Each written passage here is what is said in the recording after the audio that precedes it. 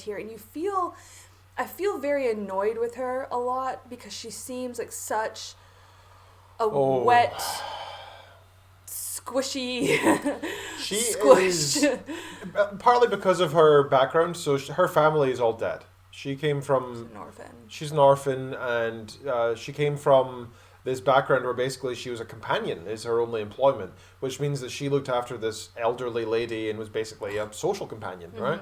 Mrs. Van Hooper. Who was above the social class that she is. So she's sort of like a maid who converses with somebody a lot. That's pretty much her job.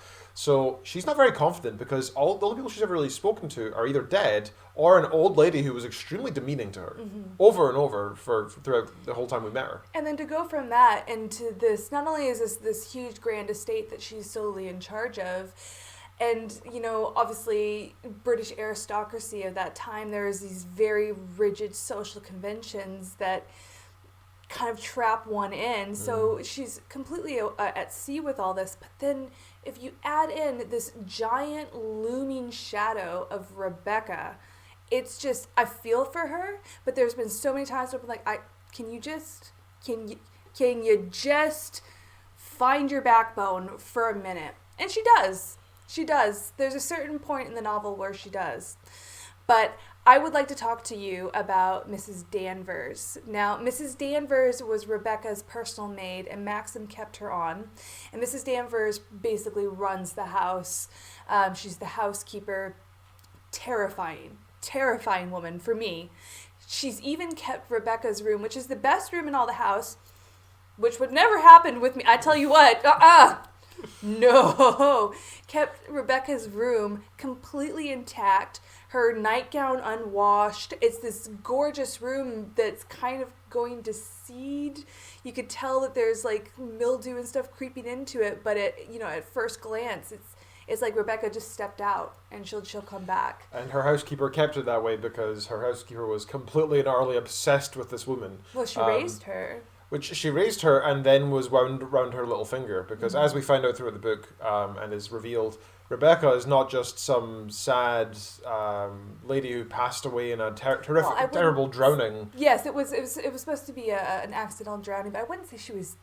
No one ever thinks it's sad, maybe tragic, but she's supposed to be this angel-faced, perfect woman, and people think that she's just a very lovable, very easy to like, and attractive in every way. Head over heels in love with her, and he can't get over the death of his wife. And that's the appearance to everybody, but it turns out that she's in fact a horrific manipulator. And everybody seems to be wound around her little finger. And boinking her first cousin. Pretty common back then as well. It's still kind of it's she bonked everybody. Yeah, She tried to bonk the house servants, the gardeners, people in London. Everybody, just to mess with Maxim. And she told him that on like the first day of their honeymoon, this is how it's going to be. I'll run your house for you, but I'm not going to stop doing all these things I've been doing. And you can't stop me. Legend Tinker in the chat says, so we think we missed some of the talk. We had our stream died for a second. Oh, sorry. But a point of discussion, depending on where this takes place, massive age gaps, especially if dealing with the wealthy, was very, very, very common. And yeah, absolutely. And I think this is a sort of, I don't know if it's part of the story. I think Daphne du Maurier, absolutely. She's actually one of my favorite authors, and I've read in quite a depth to her writing of this and her other, like her background. She absolutely wrote this character young to be, kind of this foil to Rebecca. Like one of the first things I remember Mademoiselle saying is, I wish I was a woman of 36 wearing black satin. That is Rebecca. And she's constantly, like, her youth, her ill-breeding, her just complete inexperience, her shyness is just completely just the other side of the coin to this titan of a woman. Just absolute titan of a woman who's just everywhere that she turns. Rebecca would host these big parties at Manderley and, get to know everybody. She'd stay up late in the late hours talking to people. And, So the interesting thing is the juxtaposition between Rebecca and the original wife of Maxim. And we do eventually find out, of course, that... What? Rebecca was the original wife of Maxim. Yeah. Rebecca's the first Sorry, the original wife of Maxim and the new wife, I should say. And we do eventually find out that that Rebecca was potential. Well, we would find out she was drowned accidentally originally, and then we find out that. But it turns out that her body is found somehow underneath the local, sea. I guess there's a bay. Wharf. There's a bay, and this ship, this German ship, runs against the rocks, and they have to go out and save them. When the diver's down there, he sees Je reviens. I think that's the name of her boat. It means I return, which is quite good. Yeah. So they sees this boat, and he kind of investigates, and there's Rebecca's body lying in the boat. And as the police are investigating, they realize that this boat didn't capsize, because of storms or anything like that. Someone had taken out the seacocks and stabbed the floorboards and locked the cabin door with her in it. So they assume it was drowning. Yeah. We found out by this point in the story, of course, that it was Maxim who shot her, and he actually was not in love with her. So the whole story. Well, I think we need to expand on that a little bit. Yeah. So Maxim shot her, and he kind of says this to Mademoiselle in kind of a rush of feeling. They realize that Mademoiselle realizes that she's completely misunderstood. She thought Maxim was still pining for his Rebecca, but she comes to understand how their marriage really was. And Rebecca had taunted Max into shooting her by saying that she was pregnant and it wasn't his child, and that every day his beloved Manderley, he would live every day knowing that his beloved Manderley would go to his heir, who wasn't really his heir. She's a horrible character, horrible person, but you can't help but feel a little bit of I don't know. It's impressive. Impressive. Yeah, she's, like you said, a titan of a woman. Because she wasn't pregnant, as it turns out in the last few pages of the book. She had cancer, and this was her way of going out. And such a Rebecca way to go out is to take everything with her. Mm-hmm. And she's destroyed Maxim's life. As we know at the end of the book, Mrs. Danvers, crazed with grief, sets fire to Manderley. So not even Manderley is left anymore. There's nothing left. If she can't live with this altar of Rebecca, she's going to burn everything, because she starts to suspect that what Maxim's done. And so she says he can't have it anymore. Yeah. Mm-hmm. So let's delve into some of the themes and the things that we each individually picked up on, because my wife is trained in English literature and I am not, whereas I listened to the audiobook and she read the book. So we've got a couple of different perspectives here, which is going to be interesting, I think. So we mentioned this age gap. We didn't really delve into it, right? Mm. This age gap is normal for the time, but I think it was a useful way of creating a distance between her new husband and the main character. I think that's an excellent point, yeah. And, of course, emphasizing her youthfulness and inability to just manage Manderley, and even not just Manderley, but to actually be a wife in that social setting, right? Mm-hmm. She's expected to have certain responsibilities, including managing the staff and managing the house and the dinners and the menus. And she just goes, "Oh, Mrs. Danvers, I'll leave it to you." Yeah, Mrs. you know Danvers. what you're doing. So it ends up just being Rebecca's same stuff forever. And I don't think that was necessarily part of Rebecca's plan, per se. I don't think that part is. I think Rebecca probably knew that Mrs. Danvers, or Danny as she called her, would carry on and would make it just a living hell for anyone who tried to take her place. I think it's just that Rebecca had such a titan of a character that she made such an impression on all the characters in the book, mm-hmm. that she lived on in that impression. And it's as if what she wanted to happen was set in motion, even though she didn't necessarily choose. As if, this ghost of a memory within all the characters was still manipulating through them. And for me, it was. I think that's exactly what I've taken from it, is that this is it's just such a testament to how larger than life she was, and just this wonderfully complex and diabolical character. And I just find her endlessly fascinating. No one ever really knew her. As you kind of go on and get snippets, no one ever really knew her, not even Mrs. Danvers. Mm-hmm. Mrs. Danvers had this completely different idea of her than she was, and her first cousin, who he was insistent that she was in love with, she wasn't. She was laughing. He used to laugh at him behind his back. He used to laugh at all of them behind their back. But I don't know. And I know that She was really a sociopath, really. She was a sociopath, yeah. She probably was. But it's funny how we've spent most of this time, even though this has been written from the perspective of Mademoiselle, we spent most of this time talking about the character of Rebecca. Of course. Yeah. Another thing that's interesting with age that I wanted to point out as well is at the start we do find out that she's very young, less than 21, looks like a schoolgirl, acts like a schoolgirl, is very, very shy and so on. Mm-hmm. They repeatedly say that whenever dramatic thing happens, but whether it's a dramatic moment, or a dramatic few months, people keep mentioning, oh, you don't look well, you look like you've aged. And they keep saying this over and over. And it also links into her maturing and kind of lessening as a person as well, because she goes through a lot of hardships. Right? Well, I feel like there's a definite turning point for the character in the novel, and it is after this she finally is bullied into by these tedious sounding high society British women into having a costume ball at Manderley. She's insistent that she's going to keep her costume secret, and she wants to have a costume that shows her that she's an adult and that she's a 36-year-old woman who can wear black satin and so she doesn't know what she's to do, and Mrs. Danvers, so helpful, just so helpful, says, well, you should look at the portraits in the gallery. I mean, we have all these absolutely stunning portraits. There's one in particular, Carolyn de Winter in the white dress, I think that would suit you.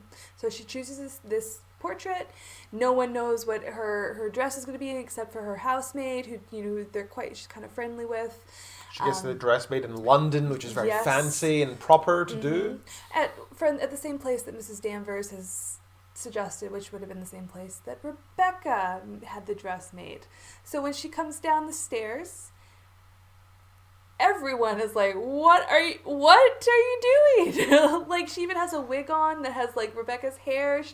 Looks she had exactly no like idea. her. Yeah. And at that point, the husband just loses his mind. He just goes crazy and starts screaming at her, get out, get changed, put on anything else. Mm-hmm. It's a costume ball, it's supposed to be a dress up. And she got like forced to go and put on some other clothing. Some random blue dress, and she did not want to come down, but she knew that she had to because of convention. And I just feel so much for her in that moment, standing there and smiling at your 500 guests and not even wearing your pretty dress that you've been so excited about. She gets through it though, with your husband who's furious at you, but you have to stand next to each other and But following this ball, she sees Mrs. Danvers and she's like, what the hell, basically. And Mrs. Danvers is in Rebecca's room, or Rebecca's altar, and she almost convinces Mademoiselle to throw herself out of the window and to commit suicide. And right before she's about to do it, thinking about how inviting that mist looks, fireworks go off because that ship that we mentioned previously has run ashore, and therefore Rebecca is going to be discovered. It's truly such an excellent novel. If you have not read it, you really are doing yourself a disservice. I know as a woman reading it, it's quite. There's just a certain I don't know. She gets the jealousy. She gets this feeling of stifling jealousy very right, and also this feeling of constantly comparing yourself to other women and constantly finding yourself coming up short. I don't know how you felt it reading, like listening to it with audiobook, but also if it's okay to ask as a man reading it. It's difficult. The male perspective on things is not something often discussed because it's usually the standard view, I guess. Generally speaking, in the eyes of the public, right, which is obviously a bad thing, but that's just the way. So it's difficult for me to think of it in that perspective and try to force it into what did I feel like as a man reading this. I suppose I could talk about the male characters. I felt like they were all sort of standard as what you'd expect. They're all confident men who say the right things and rather polite. Bully, yes. And always going on about cricket. My God. Yeah, they're all very. I've learned so much about cricket. They're all very dull and very commandeering and commanding of the women folk because they are the ones who are in charge, which is. I wouldn't say it's the main theme by any stretch. It's not. It's more like this is just what it was like in those times. Not that I'm trying to say that was okay or anything, but that's just the way it was. And I think this is quite accurate in showing that. In particular, the husband repeatedly telling the new wife to, Oh, you little fool. you little fool, and the baby names that he gave her. What was the baby names he gave her? He kept calling her my little girl. Oh, my when little it girl. goes Alice in Wonderland and The infant. you sweet child. There was actually a part in there where, she knows that she's being patronized, Mademoiselle, and she's like, I feel like he treats me like he does Jasper or a dog, to give a little pet and to run off and go play. Yeah. And it is. And it is. There was a lot of infantilizing and repeatedly from the husband to the wife, and But that's what he wanted. It was also it was also because he felt that she wasn't really with him because. So one of the main themes that we kind of mentioned in brief is that Rebecca turned out to be pretty evil, and the husband in fact hated her, and that's why he shot her in the end. But because the main character thought that the husband loved Rebecca, this created a gulf between them. Because every time she saw her husband, she just assumed he was thinking, oh, Rebecca would be better at making dinner, or would be better at presenting herself and socializing and everything, right? Whereas in reality, he's sitting there thinking, I killed a woman, right? I think also the reason why he chose someone that he didn't know, like they had only known each other for like a few weeks, that he didn't know, that was so young, so completely different from Rebecca. That's why he chose her, and that would be a horrible thing to kind of have that in the back of your mind as a second wife, is that you were chose in opposition to the first wife. Yeah. Chose as as the alternative, the backup option. I just Daphne du Maurier also she also wrote The Birds, which I don't know if you guys are familiar with any of Hitchcock's films, The Birds, but Hitchcock's film. His take on Rebecca is absolutely excellent as well. If you don't want to read the book, at least watch the film. I know it's black and white. People are weird about that. It's amazing. It really, and it's not just me. Like you said, that it is probably one of the best films I think ever put to the silver screen. The great thing about these really old films is the copyright has often leased. I don't know if it has or not, but you might be able to find it on YouTube is my point. Yes, yes. Graham says Beatrice was the boss in her house, so pointing out the fact that I said the men are always in charge. Now, that's a really interesting point. But then Giles and Rebecca got off as well. Well, that's the thing. Didn't Her they? husband definitely got with Rebecca, Yeah. and so it's kind of implied that they seem like they have a happy marriage, but there's no romance. They're not actually in love. They're just happy together because they're happy to live their own individual lives, but happen to be near each other. They're like forced friends, I guess. But I think the biggest thing to take away from this novel is that appearances, don't trust appearances. There's so much other stuff going on, and I think it's really a criticism of British upper class society, where it is all about appearances, where no one can really say what they're truly feeling. No one can really, if Rebecca was able to not marry Max and probably go around in this day and age like a normal woman and boink whoever she wants to boink and stay in her flat in London and do whatever she, well, I don't know. She was clearly a sociopath. I think she quite enjoyed her. Yeah, she quite enjoyed. Yeah. Another fascinating point of this film that I had a little discussion with Graham earlier about this as well is film? the book. Sorry, yeah. I'm sorry, I was thinking of Hitchcock as well. Is Hard not to. that the characters, which character was the good one? And I'm of the opinion Frank? that every single character was in some way bad. Frank tried to cover up for his boss. B. He knew. B was nice. Well, B was B. annoying. Beatrice. Yeah, she was more rude, but I guess she's But okay. I quite like that about her. That kind of horsey, kind of say it as you say it straight. That's true, and it's a very human trait. Refreshing. It's a very human trait. But she only wanted to go see her mother because she felt like she had to once every 3 months to be guilt-free for 3 months, which is pretty evil, but at the same time it's common in all of us. Oh, yeah, because we would never do that. Yeah, absolutely. Exactly. Never feel that way. So, it was just interesting. I don't think there is a single not evil character. Even as I think they would have said, touched in that time character. The mental, yes, the poor mentally damaged chap. He seemed like a very nice character, and he's always smiling, and he seems like just a nice guy.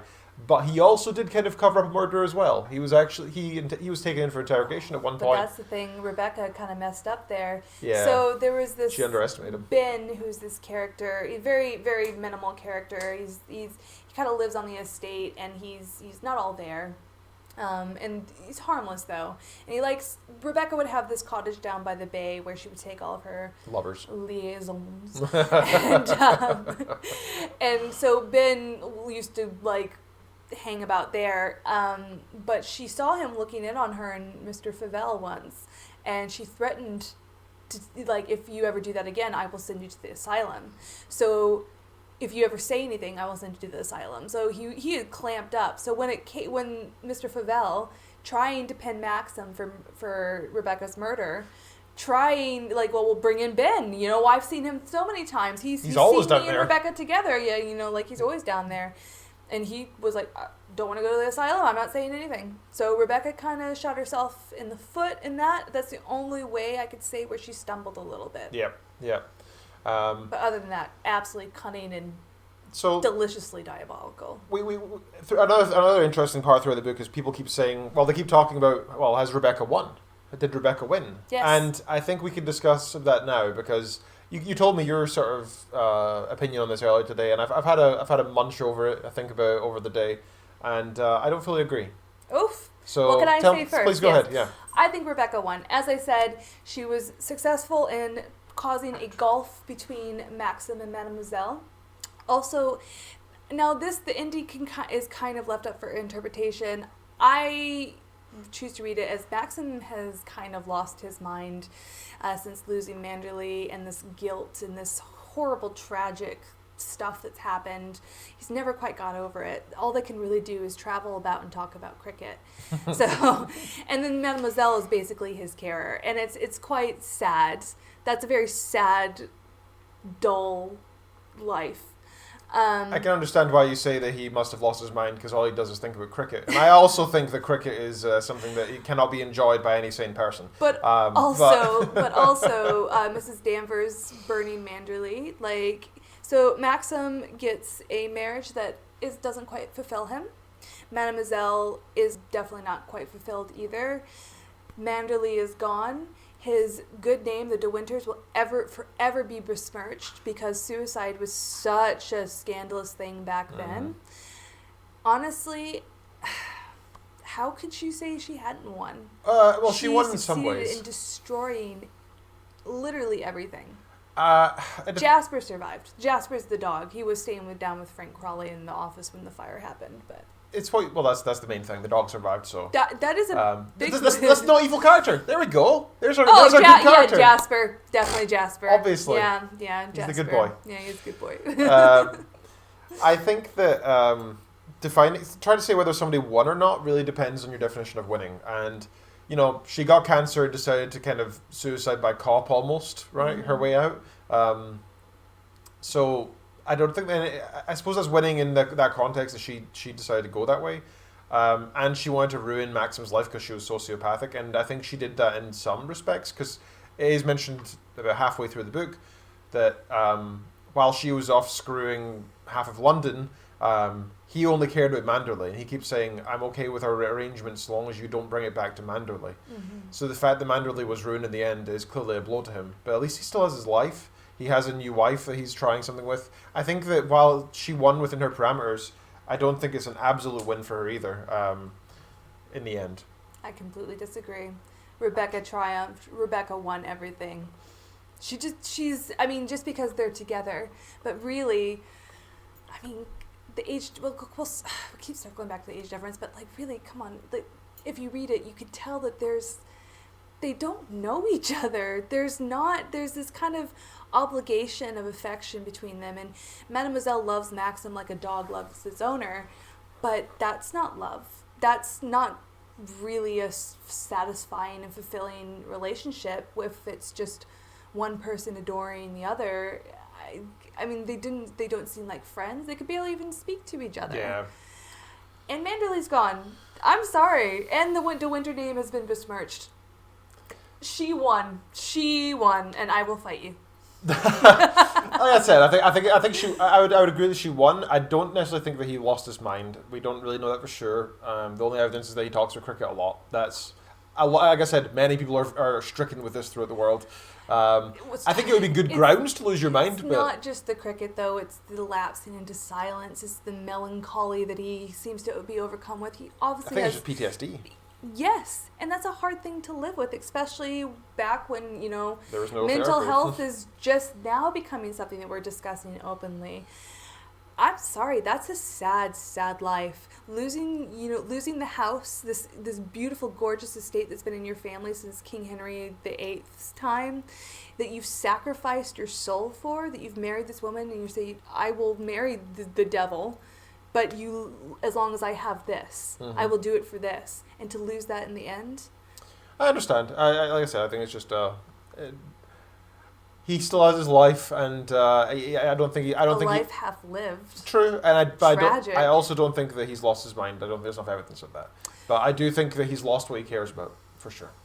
He's lost there's definitely scholarly articles that have been written about this, about Maxson losing his grip on reality and how there's subtle little things to point to it. Okay. I will share that with you and you guys as well if you're interested. I'll have to see and find it.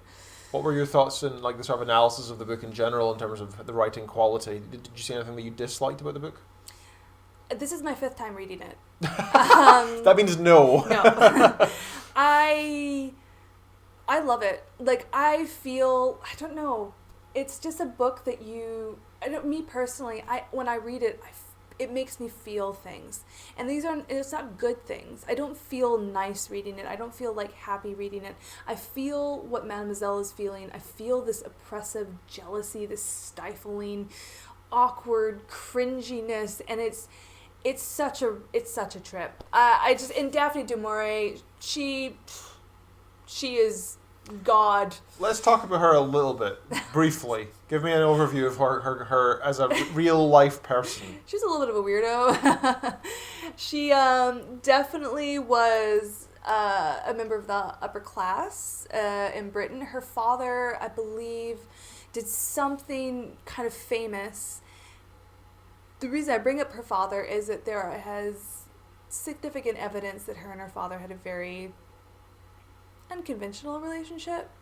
There's a short story actually by her. I forget the name. It's about a young journalist that goes to an island where there's it's like a terrorist leader who's there, and they kind of have this romantic weekend together, and she finds out that he's her dad in the end. So after, I think they blow up a van or something like that. It's written very elegantly. It doesn't sound it, but there was also lots of stories from people who knew the family about how insanely jealous her father would get anytime she went on dates, and they just had a very close relationship. There was definitely some hints of some sexual impropriety. And I think you said to me earlier she was not a very nice person either. She wasn't a very nice person either. She was a bit of a snob. I think there's some views that I would severely disagree with her on, but when it comes to writing Gothic, like I was saying earlier, I did an English literature degree, and I really love Gothic literature. Anne Radcliffe, Count Udolpho, and all that kind of stuff. But it is very cheesy. It's a very cheesy genre because it was written back in 1800s, 1600s, and it's all very kind of heroines, pale and whoa. So she was able to take this genre, this kind of dead genre, and completely breathe new life into it. I think it's a perfect book. Graham in the chat says the last chapter in my edition explained that Rebecca and the new wife were both forms of her personality. So the authors, I'm guessing. Oh. I think she also wrote this because she had intense jealousy about her husband's wife. Her husband's wife? Her husband's first wife. Oh, right. Her husband's first wife. I'm pretty sure that was the inspiration behind this. And who hasn't felt jealousy over the person that your partner had been with before? And I mean, not me, obviously. Nor me, of course. Of course. Couldn't do any better than you. The only thing I found irritating in the book is it's actually a good point. So allow me just to say the irritating point first. The the main character has, again, I understand the situation, I understand her upbringing, I understand all these things, but her complete inability to deal with the most minor of requirements and responsibilities irritated me to no end. Mm-hmm. For example, at one point there was a couple showing up for the first time to meet the newly married bride, and they arrive at the house and she's in her room, and then she looks out the window and sees them arrive and thinks, oh, well, clearly the best thing to do in this situation is to hide in the opposite side of the house. So she runs through like the servants' back corridors and hides in a random cupboard or something. Mm-hmm. And then later on in the book as well, there's another scene where she's frustrating. Oh, repeatedly. She accidentally breaks some ornament. The Cupid. Now, this is her house now. She owns it. It's her stuff, right? I understand she came from poverty. I understand that she didn't necessarily understand and feel that. Mm-hmm. But at the same time, it's like, man, it's in your room at that. It was her room. It was the morning room. The morning room. Well, but the morning room, that was the kind of the center of Rebecca's power, though. Yeah. This writing desk. And I love how Daphne du Maurier describes Rebecca's handwriting. This very kind of it's just very iconic, very slanted, pointed kind of. Yeah, I like that. Well, that's the theme of the cover. I don't know why I'm showing you. It's already on the side there. But that slanted R is mentioned at one point. Yeah. All the time. The slanted, pointed writing. And so the morning room. All the things, like she kind of picked garners from Maxim and Mrs. Danvers that. The Manderley did not look like this. The Manderley that she knew that was famous, that people would come from miles to see, was created by Rebecca. So, I mean, really, in the end, there could be an argument. I said for when Manderley burns down, it's Rebecca dead, gone. Yeah, that's her truly gone. Yeah. Truly gone. Yeah, possibly. But yeah, the most irritating thing I found was the main character. So she goes into the morning room and she knocks down this ornament and it breaks, and it's like some Cupid statue or something, like whatever. But she's like, oh, well, clearly the thing to do is to sweep it into an envelope and then hide the envelope at the back of a drawer. And I'm like, I can't imagine a scenario where that's what it would be what I did. Even if I was a servant, I'd be like, I gotta own up. I gotta face the consequences, And instead, some random servant gets called up and starts getting, this kid, right? He's going to lose his job because Mrs. Danvers knows that it was Mademoiselle, and is like pretty much like, okay, come on, Mademoiselle, you got to own up to this because Robert's going to get fired if you don't. But that's why I really kind of enjoy the entire book, but I do enjoy that turning point.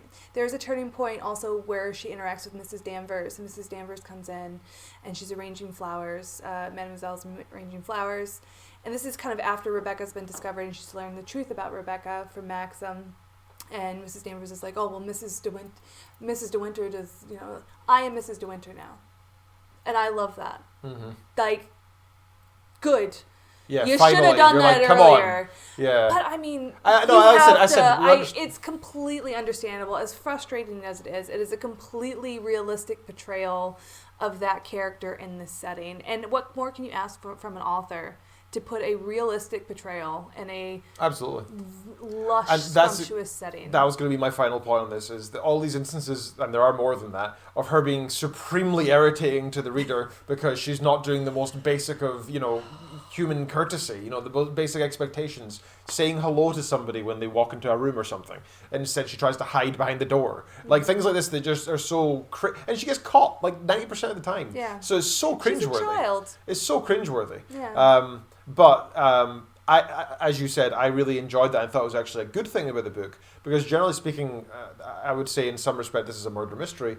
Generally speaking, murder mysteries to me are always the lead character is always extremely intelligent, sharp-witted, observation skills, of a hawk. Mm-hmm. Like Poirot. Yeah, Poirot or Sherlock Holmes. But I also I like that you said murder mystery, that it's a murder mystery, but it sneaks up on you. Yeah, you don't even know it's a murder mystery. If you don't know anything about the book, you don't realize. Yeah. So Sorry if you guys haven't read it yet. Well, we're doing these shows now Yeah. as if you have read the book, because we realize otherwise we're going to spend the whole show talking about the synopsis like I usually do. So in order to not do that, Lord we're reviewing and discussing instead, which sometimes involves discussing the plot and bringing up and explaining it briefly. Absolutely. Oh, because the twist, you think the only twist is that Maxson's killed Rebecca, and then the other twist is, she's pregnant, and the other twist, she actually had cancer, and then the very last twist, we're Manderley birds. Yeah. Fantastic. I found the writing style very easy to read. I didn't feel like generally speaking, when something's based in the 1930s, it's so far from our world that there was a couple times where I didn't get references. Like they'd refer to an actress. Like, she looks like so-and-so. And I'll be like, I have no idea saying, who that is. ripping, her topping, and that's snowy white cloth. They kept saying that. Yeah. I don't know if is that the type of cloth, or is she describing the cloth? I don't know. Graham said he was expecting a ghost. Well, you kind of got one. I mean, the ghost, like I said, lived on in the characters, right? But that's Gothic romance at its very heart, is these kind of supernatural elements. The way Gothic romance have always been described to me is it's like a Scooby-Doo story. Is where you think it's ghosts, but really it's just this evil count who's trying to scare the wits out of the only heir to the fortune, or something like that. Very rarely will there actually be supernatural elements. But, I mean, if we're talking about a ghost, I think Rebecca was a ghost. Not like a ghost, but like her spirit. Her presence was certainly there. Was there. She lived on through the memories and the people and in the routines of the house. Haunted every person who ever came in contact with her. Yeah. Fantastic. So the audiobook version was very good. I enjoyed it. I thought the voice acting was absolutely fine. I didn't see anything wrong with it. There wasn't anything irritating where the narrator was whispering or anything like that. It was absolutely fine. It was quite difficult for you to get, wasn't it? It was a bit tough. Netflix has recently come out with a Rebecca, by the way. Please read the book or watch the Hitchcock before you watch the Netflix. It's not necessarily a bad adaptation. It adds some things that are different. But they have different things to say, and I as someone who absolutely adores this story, it was really good to see a fresh take on it, but it's also not very good. So the ending.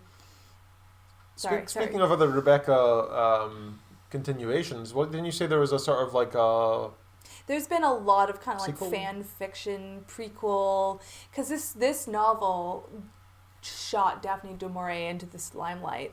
She was already kind of well known, but this is her kind of and The Birds, like I've already mentioned, and My Cousin Rachel, which is also excellent. If you like Rebecca, please read My Cousin Rachel. Absolutely excellent. Different, but similar. I can't really go into anything else. Details they're giving away. Yeah. Okay. Mm-hmm. But sorry, I interrupted you about the audiobook. Yes, so the audiobook was fine, and I thought it was very good. So if you're interested in picking up an Audible, please do. We'll give you the link in the Twitter if you're interested in joining our Audible community and getting a free audiobook, etc. Yeah, that's on our Twitter occasionally. But yeah, the audiobook was fine, and you quite enjoyed reading the book, considering you've done it 5 times. Mm-hmm. So okay, final rating? Can you rate perfection? Yes, 5 stars out of 5. Okay, 5 stars then.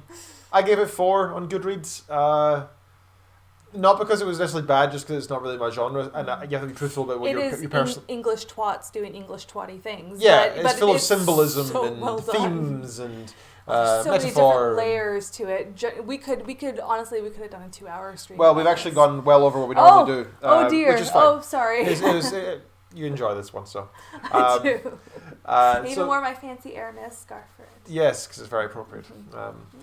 So I do recommend reading it, and it's one of those things that should be read because it's a classic and so well written, and it's something I would expect to read in an English class and think about. Because generally speaking, these kind of books that you might not say are your favorite book. For me personally, you might not say are your favorite books ever, but they are something that you think about for years. And I feel like Rebecca is one of these. Oh yeah, like Rebecca doesn't only haunt the characters in the story. Rebecca will haunt you if you read this. She will. Thank you very much for watching and listening to Where My Prose At here on twitch.tv/VTW We very much appreciate it. Oh, and next week we are doing 1984. 1984, which was a submission by one of our lovely Beck. Beck, our lovely Beck. Thank you so much, Beck. We're very excited to read Beck it. and John, to be fair. Oh, sorry, Beck and John. Don't want to leave John out, obviously. It was both of them. Woo, she says. Okay, or he says. I don't know which. Yeah, so 1984 next week. That's gonna be fun. You can find that for free, by the way, because it's kind of an old book. It was written in 1964, wasn't it? I'm not sure. I think it was the 60s. Orwell. No, Orwell was earlier. I think. Was it earlier? I think it was earlier. Yeah. Okay. Sorry. 2 seconds. Google. So 1984 was released. Oh, okay, that's not true. Wonder Woman. I typed in 1984 release date, and it says Wonder Woman was released in 2020. I was like, all right, thanks. That's because that new Wonder Woman movie, the 80s with the 80s skin on it, is coming out, isn't it? Oh, so it came in 1949. Sorry, so right after World War II. Oh, so we're doing the 30s. We're doing the 40s. Yeah, but I've read it before. I read this when I not. was. You've not read it? I have not. It's been on my list, and my best friend is actually reading it right now as well. So it's been quite good. But it takes her like no shade, Alexis, but it takes about like a year to read a book. So I'm pretty sure she doesn't have a show to do. She does. Requires you to read it in a week. And she does have a pretty demanding job, so I totally get it. Read one word at a time, and then go do your job and read one word at a time. So 1984 is a dystopian novel that has, is still referenced daily in popular media because. Quite apt for these times. So appropriate. It's very much worth reading. Please do read it before you watch our show next week. We highly recommend it. Yeah, we don't ruin not just for because we don't want to ruin it for you, but you probably know the plot. I mean, it's just such a good book. It really is fantastic, and the film wasn't bad either. Yeah, don't cheat yourself. Like genuinely, like reading is probably one of the best pleasures that you can have in life. It's there's no shade on playing games or watching TV. I love a good YouTube or And The Sims. Don't even get me started on The Sims right now. I have issues with The Sims right now. It's broken. That's the TLDR. It's broken, and EA is the devil. But reading is really it develops a sense of empathy. It's a way of traveling, expanding your mind, You can live 1,000 lives. And yeah, absolutely. No, sorry, so we've run well over, but thank you so much for being with us today. The internet is wide and wonderful, and you could be anywhere, but you chose to be here with us, and we very much appreciate that. Roll with the socials. You can find us all over the interwebs. You can find us on, of course, here, twitch.tv/VTWShowX. Be sure to subscribe to the channel, and then you'll find both of our shows here. You can find us on twitter.com/VTWShowX, twitter.com/drkenreid for both the show and for myself. You can find us on YouTube by going to youtube.com/Versus the World video. I did not check that on my screen. I knew that off by heart, of course. You can also support us by clicking the donate button below, the new donate button. It's something that we have now, and it shows up on the screen as well. We don't have, however, we don't have our donation alerts set up properly yet, so we have the standard ones. We have these new fancy ones that aren't working yet, but I'm trying to get them to work. The show is evolving, so thank you for being patient, and we really do appreciate you guys, genuinely. So patreon.com/showx, and also hitting the donate button below to support the show.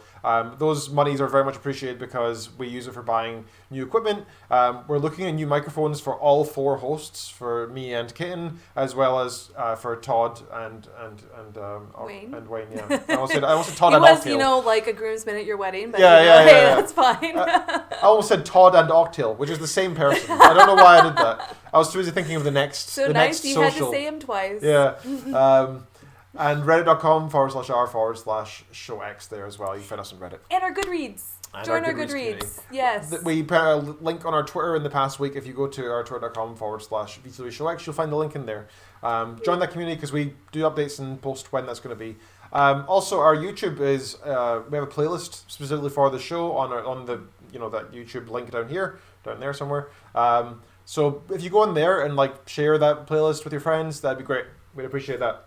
Okay, thank you very much. We will be back next week with 1984 by George Orwell. We've had a great time today. Thank you so much. We appreciate you guys very much. Thank you guys. Bye.